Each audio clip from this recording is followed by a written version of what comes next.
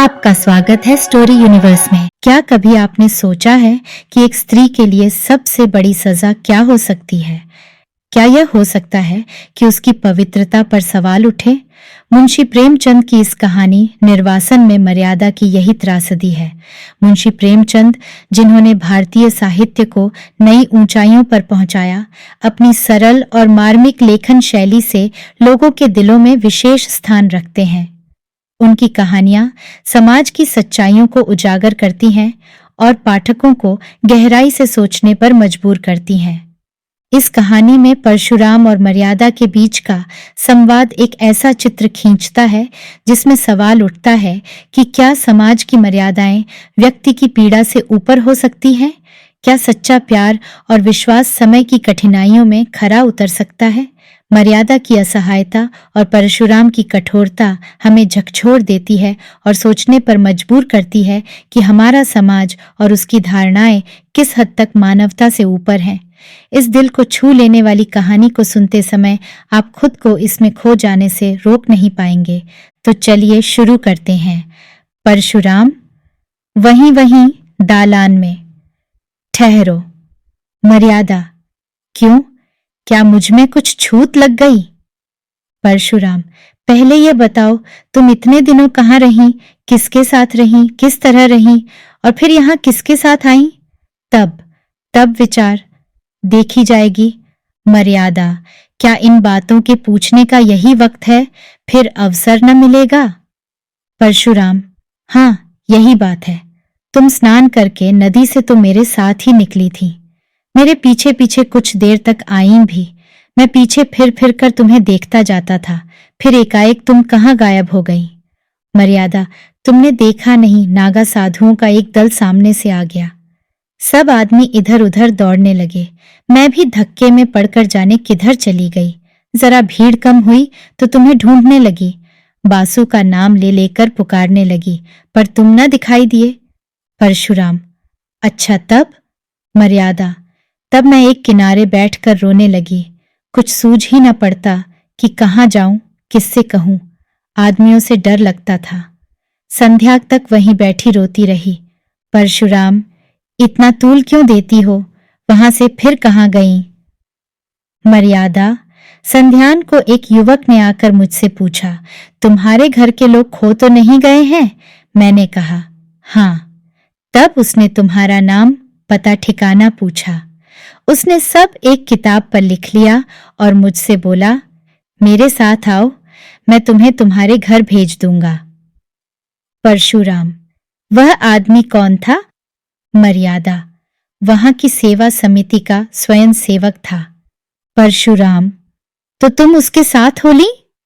मर्यादा। और क्या करती, वह मुझे समिति के कार्यालय में ले गया। वहां एक शामियाने में एक लंबी दाढ़ी वाला मनुष्य बैठा हुआ कुछ लिख रहा था। वही उन सेवकों का अध्यक्ष था।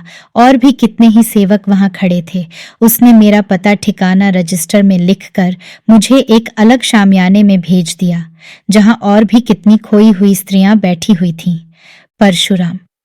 तुमने उसी वक्त अध्यक्ष से क्यों न कहा कि मुझे पहुंचा दीजिए? मर्यादा। मैंने एक बार नहीं, सैकड़ों बार कहा, लेकिन वह यही कहते रहे, जब तक मेला न खत्म हो जाए और सब खोई हुई स्त्रियां एकत्र न हो जाए, मैं भेजने का प्रबंध नहीं कर सकता। मेरे पास न इतने आदमी हैं, न इतना धन। परशुराम। धन की तुम्हें क्या कमी थी? कोई एक सोने की चीज बेच देती तो काफी रुपये मिल जाते। मर्यादा। आदमी तो नहीं थे। परशुराम। तुमने यह कहा था कि खर्च की कुछ चिंता न कीजिए, मैं अपना गहना बेचकर अदा कर दूंगी। मर्यादा। नहीं, यह तो मैंने नहीं कहा। परशुराम। तुम्हें उस दशा में भी गहने इतने प्रिय थे? मर्यादा। सब स्त्रियां कहने लगीं, घबराई क्यों जाती हो? यहाँ किस बात का डर है? हम सभी जल्द से जल्द अपने घर पहुंचना चाहती हैं, मगर क्या करें? तब मैं भी चुप हो रही। परशुराम। और सब स्त्रियां कुएं में गिर पड़ती तो तुम भी गिर पड़ती? मर्यादा। जानती तो थी कि यह लोग धर्म के नाते मेरी रक्षा कर रहे हैं, कुछ मेरे नौकर या मजूर नहीं हैं, फिर आग्रह किस मुंह से करती? यह बात भी है कि बहुत सी स्त्रियों को वहां देखकर मुझे कुछ तसल्ली हो गई। परशुराम: हाँ, इससे बढ़कर तस्कीन की और क्या बात हो सकती थी। अच्छा, वहां कै दिन तस्कीन का आनंद उठाती रही। मेला तो दूसरे ही दिन उठ गया होगा। मर्यादा: रात भर मैं स्त्रियों के साथ उसी शामियाने में रही। परशुराम: अच्छा, तुमने मुझे तार क्यों न दिलवा दिया। मर्यादा: मैंने समझा, जब यह लोग पहुंचाने को कहते ही हैं तो तार क्यों दूं। परशुराम: खैर, रात को तुम वहीं रही। युवक बार बार भीतर आते जाते रहे होंगे। मर्यादा: केवल एक बार एक सेवक भोजन के लिए पूछने आया था। जब हम सबों ने खाने से इनकार कर दिया तो वह चला गया और फिर कोई न आया। मैं रात भर जागती ही रही। परशुराम: यह मैं कभी न मानूंगा कि इतने युवक वहां थे और कोई अंदर न गया होगा। समिति के युवक आकाश के देवता नहीं होते। खैर, वह दाढ़ी वाला अध्यक्ष तो जरूर ही देखभाल करने गया होगा। मर्यादा: हाँ, वह आते थे, पर द्वार पर से पूछ पूछ कर लौट जाते थे। हाँ, जब एक महिला के पेट में दर्द होने लगा था तो 2-3 बार दवाएं पिलाने आए थे। परशुराम: निकली न वही बात। मैं इन धूर्तों की नस नस पहचानता हूँ। विशेषकर तिलक मालाधारी दड़ियलों को मैं गुरु घंटाल ही समझता हूँ। तो वह महाशय कई बार दवाएं देने गए। क्यों, तुम्हारे पेट में तो दर्द नहीं होने लगा था। मर्यादा: तुम एक साधु पर आक्षेप कर रहे हो। वह बेचारे एक तो मेरे बाप के बराबर थे, दूसरे आंखें नीची किए रहने के सिवाय कभी किसी पर सीधी निगाह नहीं करते थे। परशुराम: हाँ, वहां सब देवता ही देवता जमा थे। खैर, तुम रात भर वहां रही। दूसरे दिन क्या हुआ। मर्यादा: दूसरे दिन भी वहीं रही। एक स्वयंसेवक हम सब स्त्रियों को साथ लेकर मुख्य मुख्य पवित्र स्थानों का दर्शन कराने गया। दोपहर को लौटकर सबों ने भोजन किया। परशुराम: तो वहां तुमने सैर सपाटा भी खूब किया, कोई कष्ट न होने पाया।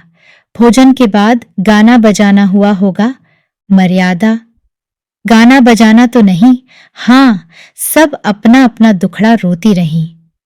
शाम तक मेला उठ गया तो 2 सेवक हम लोगों को लेकर स्टेशन पर आए। परशुराम: मगर तुम तो आज 7वें दिन आ रही हो और वह भी अकेली। मर्यादा: स्टेशन पर एक दुर्घटना हो गई। परशुराम: हाँ, यह तो मैं समझ ही रहा था। क्या दुर्घटना हुई। मर्यादा: जब सेवक टिकट लेने जा रहा था तो एक आदमी ने आकर उससे कहा, यहाँ गोपीनाथ की धर्मशाला में एक बाबूजी ठहरे हुए हैं। उनकी स्त्री खो गई है। उनका भला सा नाम है। गोरे गोरे लंबे से खूबसूरत आदमी है। लखनऊ मकान है, झबाई टीले में।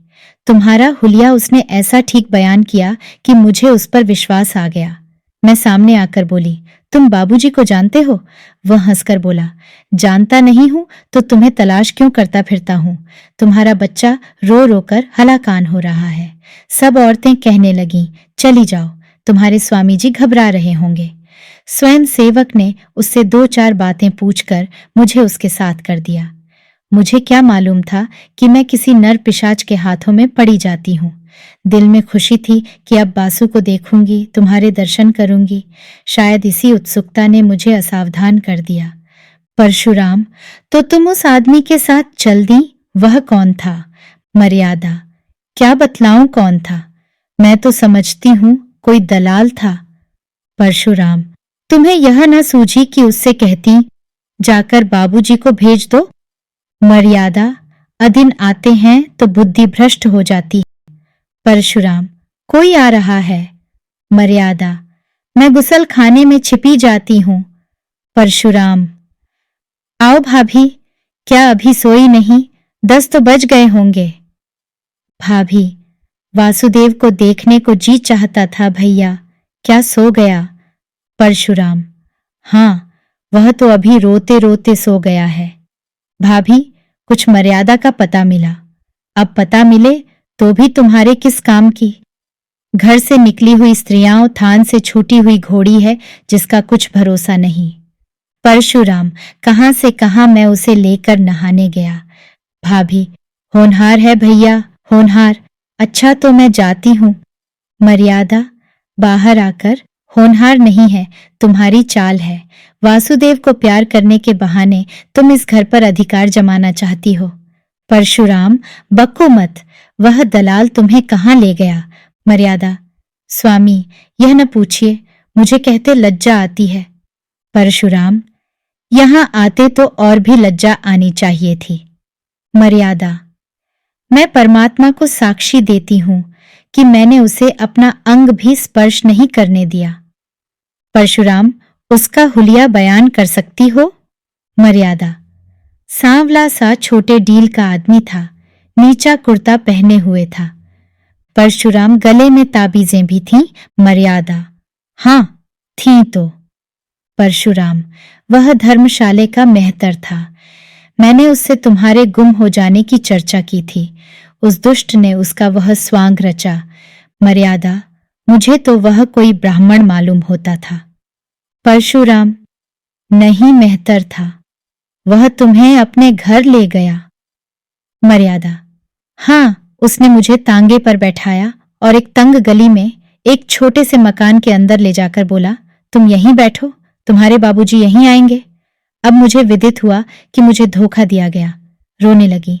वह आदमी थोड़ी देर के बाद चला गया और एक बुढ़िया आकर मुझे भांति भांति के प्रलोभन देने लगी। सारी रात रोकर काटी। दूसरे दिन दोनों फिर मुझे समझाने लगे कि रो रो कर जान दे दोगी, मगर यहां कोई तुम्हारी मदद को न आएगा।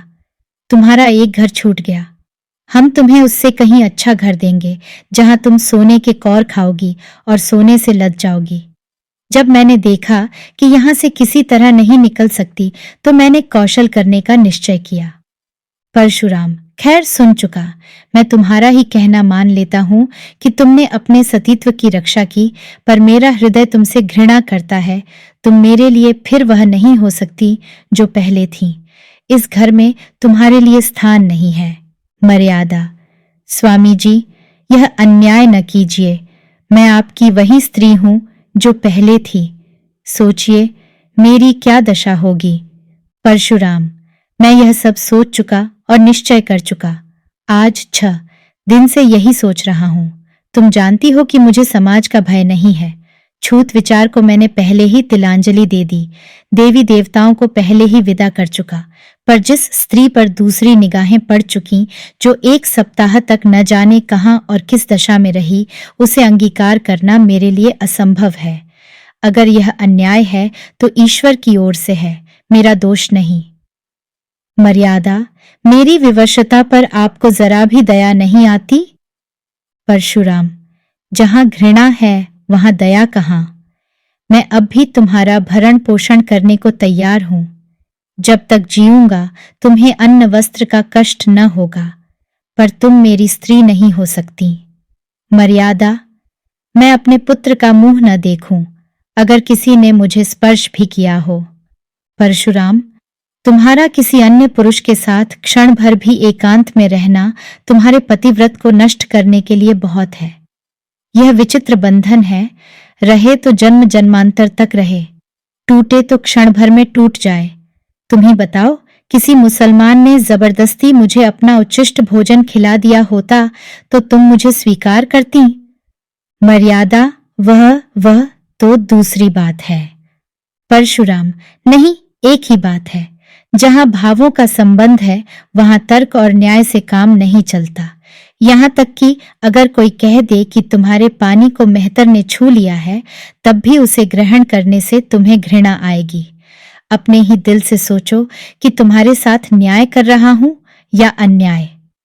मर्यादा, मैं तुम्हारी छुई हुई चीजें न खाती, तुमसे पृथक रहती, पर तुम्हें घर से तो न निकाल सकती थी। मुझे इसीलिए न दुत्कार रहे हो कि तुम घर के स्वामी हो और समझते हो कि मैं इसका पालन करता हूं। परशुराम, यह बात नहीं है, मैं इतना नीच नहीं हूं। मर्यादा, तो तुम्हारा यह अंतिम निश्चय है? परशुराम, हां, अंतिम। मर्यादा, जानते हो इसका परिणाम क्या होगा? परशुराम, जानता भी हूं और नहीं भी जानता। मर्यादा, मुझे वासुदेव को ले जाने दोगे? परशुराम, वासुदेव मेरा पुत्र है। मर्यादा, उसे एक बार प्यार कर लेने दोगे? परशुराम, अपनी इच्छा से नहीं, तुम्हारी इच्छा हो तो दूर से देख सकती हो। मर्यादा तो जाने दो, न देखूंगी, समझ लूंगी कि विधवा भी हूं और बांझ भी। चलो मन, अब इस घर में तुम्हारा निबाह नहीं, चलो जहां भाग्य ले जाए।